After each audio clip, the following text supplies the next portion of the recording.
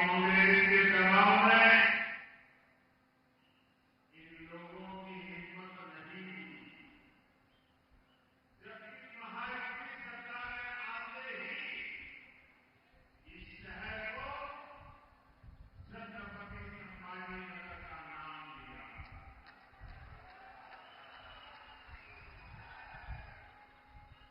हमने आपकी इच्छा को पूरा किया। हमने बाला साहब ठाकरे की इच्छा को पूरा किया। और मैं शिंदे जी आपको और आपकी सरकार को भी बहुत बहुत बधाई देता हूं। और साथियों, औरंगाबाद को छत्रपति संभाजी नगर बनाने का सबसे ज्यादा तकलीफ इसे हुई थी। इसी कांग्रेस पार्टी को, अघाड़ी वालों को, जिसके पाले पोसे हुए लोग इस फैसले को परखने के लिए कोर्ट तक चले गए थे। आप मुझे बताइए, जिन्हें संभाजी महाराज के नाम पर आपत्ति है, जिन्हें उनके हत्यारे में अपना मसीहा दिखता है, ये लोग महाराष्ट्र और मराठी स्वाभिमान के खिलाफ खड़े हैं कि नहीं खड़े हैं? ये लोग हमारी पहचान के खिलाफ है या नहीं है? महाराष्ट्र क्या कभी भी ऐसे लोगों को स्वीकार करेगा क्या? साथियों, महाराष्ट्र को विकसित भारत के विजन का नेतृत्व करना है। बीजेपी और महायुति इसी संकल्प को लेकर काम कर रहे हैं। इसलिए आज महाराष्ट्र में आधुनिक इंफ्रास्ट्रक्चर का निर्माण हो रहा है। आज समृद्धि महामार्ग संभाजी नगर से होकर गुजर रहा है। मराठवाड़ा, विदर्भ और मुंबई से सीधे जुड़ गया है। जलगांव, धुलिया, सोलापुर से हाईवे कनेक्टिविटी के प्रोजेक्ट पर भी तेजी से काम हो रहा है। इस पूरे क्षेत्र में रेलवे को आधुनिक बनाया जा रहा है। साथियों, महायुति सरकार बनने के बाद देश में सबसे ज्यादा निवेश, फॉरेन डायरेक्ट इन्वेस्टमेंट अगर कहीं हुआ है तो वो मेरे महाराष्ट्र में हुआ है। शिंदे जी, इसके लिए भी आपको और आपकी टीम को बधाई। और इसका एक बहुत बड़ा लाभ आप लोगों को हुआ है। अकेले इस क्षेत्र में अब तक 70,000 करोड़ रुपए से ज्यादा के निवेश के समझौते हो चुके हैं। 45,000 करोड़ रुपए के प्रोजेक्ट्स यहां आ चुके हैं। आने वाले समय में बहुत सारी बड़ी बड़ी कंपनियां हमारे यहां काम करेगी। इसके लिए यहां महाराष्ट्र का सबसे बड़ा इंडस्ट्रियल पार्क बनाया जा रहा है और इस सब का नतीजा क्या है?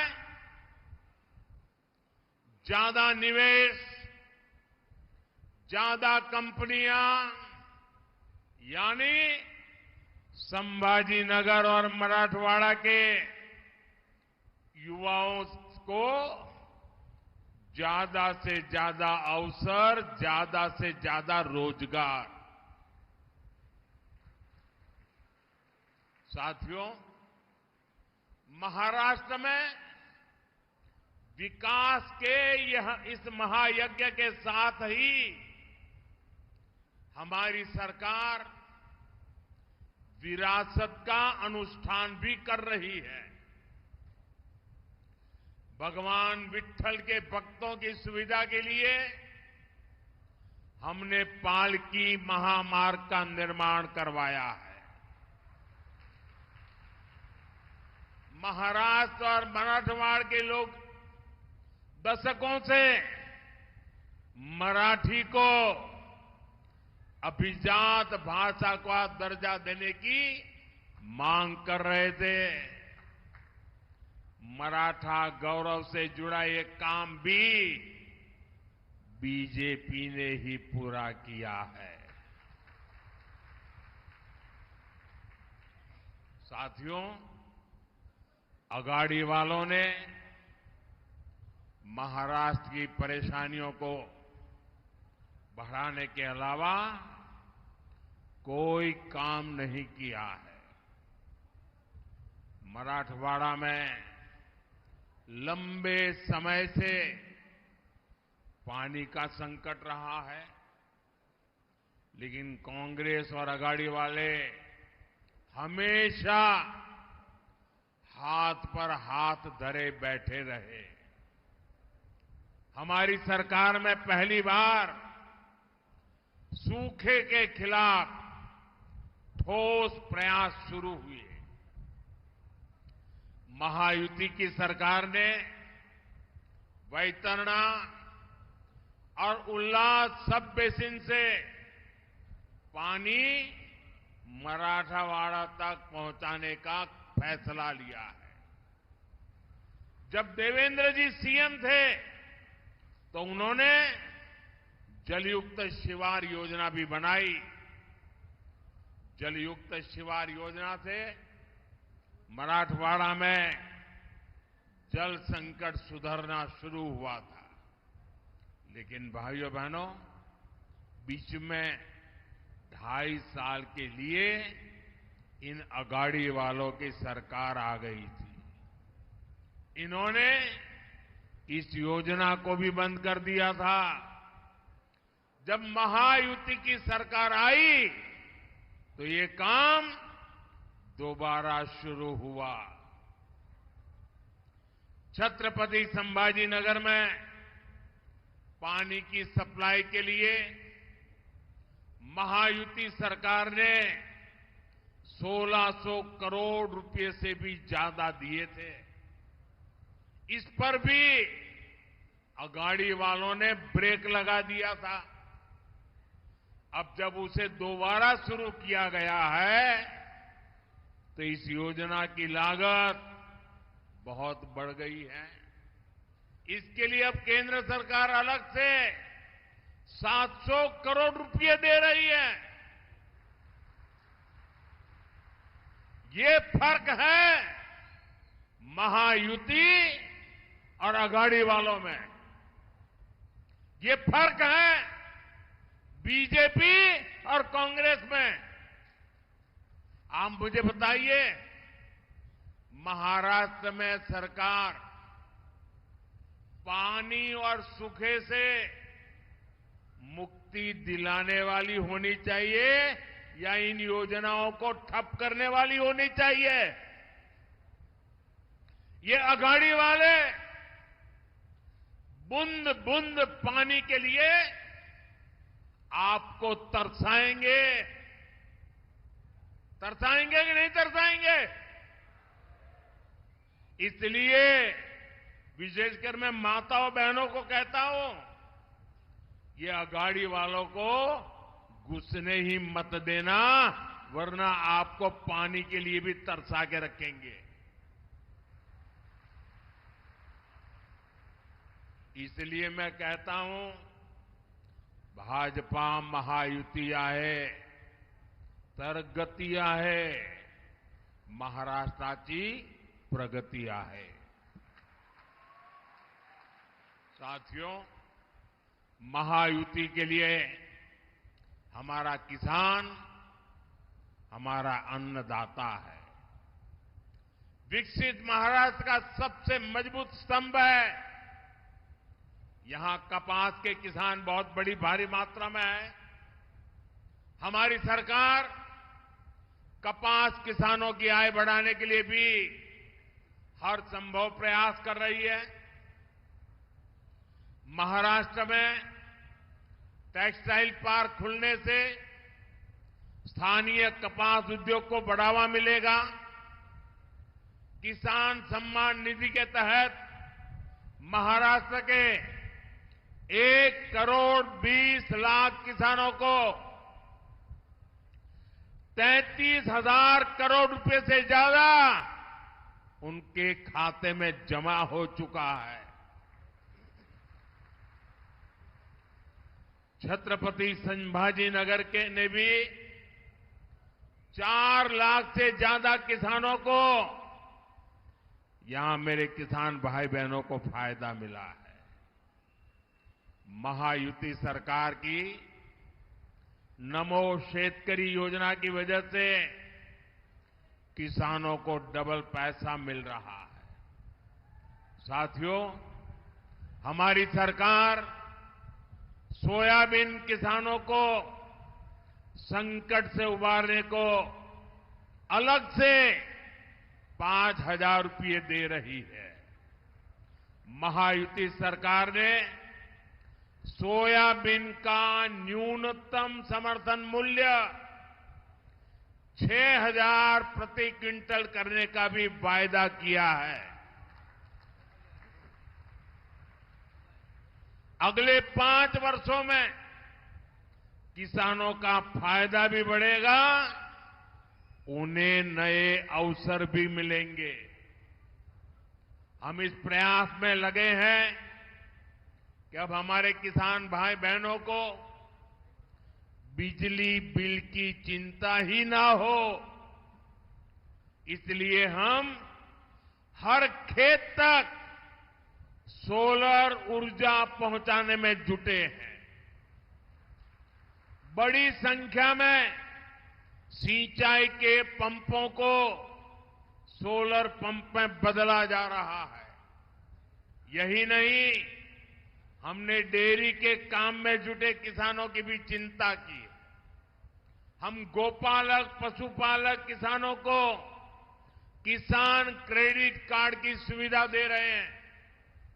साथियों, कांग्रेस पार्टी सरकार बनाने के लिए विकास पर नहीं, बंटवारे पर भरोसा करती है. कांग्रेस दलितों, पिछड़ों, आदिवासियों को आगे बढ़ने से रोकती है ताकि सत्ता पर पीढ़ी दर पीढ़ी इनका कब्जा बना रहे. इसलिए कांग्रेस शुरू से ही आरक्षण के खिलाफ रही है. आप देखिए, इन दिनों इंटरनेट पर पुराने अखबारों की तस्वीरें वायरल हो रही हैं. आपने भी न देखा हो तो जरा निकाल करके देखिए. आरक्षण को लेकर कांग्रेस की असली सोच क्या है, ये इन एडवर्टाइजमेंट्स में देख करके आज लोग इसकी चर्चा कर रहे हैं. आपको मालूम है, कांग्रेस पहले खुले आम कैसे कैसे विज्ञापन देती थी. कांग्रेस आरक्षण को देश के खिलाफ बताती थी. कांग्रेस आरक्षण को मेरिट के खिलाफ बताती थी. कांग्रेस की मानसिकता और कांग्रेस का एजेंडा अभी भी वही है। इसलिए पिछले 10 वर्षों से ओबीसी समाज का प्रधानमंत्री इन्हें बर्दाश्त ही नहीं हो रहा है। उनको लग रहा है ये पिछड़ा कहां से आ गया। इसलिए कांग्रेस के शहजादे विदेश में जाकर खुलेआम बयान देते हैं कि वो आरक्षण को खत्म कर देंगे। भाइयों बहनों, अब अपने एजेंडे को लागू करने के लिए, उसे आगे बढ़ाने के लिए कांग्रेस और अघाड़ी एससी, एसटी, ओबीसी को छोटी छोटी जातियों में बांटने का षड्यंत्र रच रहे हैं। कांग्रेस यहां माड़ी समाज को गवंडी समाज से लड़वाना चाहती है। कांग्रेस लोहार को सुतार से लड़वाना चाहती है। कांग्रेस चाहती है कि सोनार और कुंभार में जाति के नाम पर लड़ाई हो जाए। ये लोग वाणी और तेली जैसे समाजों को आपस में लड़ाना चाहते हैं। ये नावी धोबी को लड़वाने की फिराक में है। कांग्रेस सोच रही है कि ओबीसी जातियों में बटेगा तो उसकी ताकत कम हो जाएगी और जब समाज की ताकत कम हो जाएगी तो कांग्रेस को बैठे बैठे ही फायदा मिल जाएगा। यही से कांग्रेस के लिए सत्ता में वापसी क्या मौके की तलाश चल रही है। और जैसे ही कांग्रेस को सरकार में आने का मौका मिला तो वो एससी, एसटी, ओबीसी का आरक्षण रोक देंगे। इसलिए एससी, एसटी, ओबीसी को इन साजिशों का शिकार नहीं होना है। और इसलिए भाइयों बहनों, हमें जागरूक रह करके एकता को बल देना है, एकता की ताकत को बढ़ाना है, एकता के मंत्र को जीना है। और इसलिए हमें याद रखना है, हम एक हैं तो सेफ है। हम एक हैं, हम एक हैं तो, हम एक हैं तो। साथियों, मैं आज देशभक्तों की इस भूमि मराठवाड़ा की धरती से एक और जरूरी अपील करना चाहता हूं। इस धरती ने सदियों से भारत की अखंडता के लिए, भारत माता के लिए बलिदान दिए हैं। महाराष्ट्र के लोगों के लिए देशभक्ति सबसे ऊपर है। लेकिन दूसरी ओर ये कांग्रेस पार्टी, कांग्रेस और उसके साथियों ने 370 को फिर से लागू करने का प्रस्ताव पास कराया है। आपने टीवी में, अखबारों में देखा होगा। आपको ध्यान होगा, जब हमने कश्मीर को 370 से आजादी दिलाई थी तो कांग्रेस ने संसद के भीतर उसका विरोध किया था। अदालत में भी वकील बन करके कांग्रेसियों ने 370 के हमारे निर्णय को खत्म करने के लिए रात दिन मेहनत की थी, बेशर्मी के साथ मेहनत की थी। और अब ये फिर से 370 को लागू करके कश्मीर का अलग संविधान बनाने की योजना बना रहे हैं। कश्मीर भारत का अभिन्न हिस्सा है। कश्मीर में बाबा साहब आंबेडकर का संविधान चले, कश्मीर से आतंकवाद का नामो निशान मिटे, ये हर देशवासी का संकल्प है। लेकिन कांग्रेस का सपना क्या है? कांग्रेस का सपना कश्मीर से बाबा साहब के संविधान को हटाने का है। मैं तो हैरान हूं, पाकिस्तान के अलावा अगर कोई ये सपना देख रहा है तो वो कांग्रेस और उसके साथी है। पाकिस्तान की भाषा बोलने वाली कांग्रेस और उसके दोस्तों को क्या महाराष्ट्र के मेरे भाई बहन, संभाजीनगर के मेरे भाई बहन ऐसे लोगों को सबक सिखाएंगे कि नहीं सिखाएंगे? साथियों, हमें महाराष्ट्र में एक मजबूत और निर्णायक सरकार की जरूरत है। कुर्सी के लिए आपस में लड़ने वाले अघाड़ी के लोग महाराष्ट्र के हित में कभी काम नहीं कर सकते। इसलिए मेरा आग्रह है, ज्यादा से ज्यादा संख्या में महायुति उम्मीदवारों के पक्ष में वोट करें।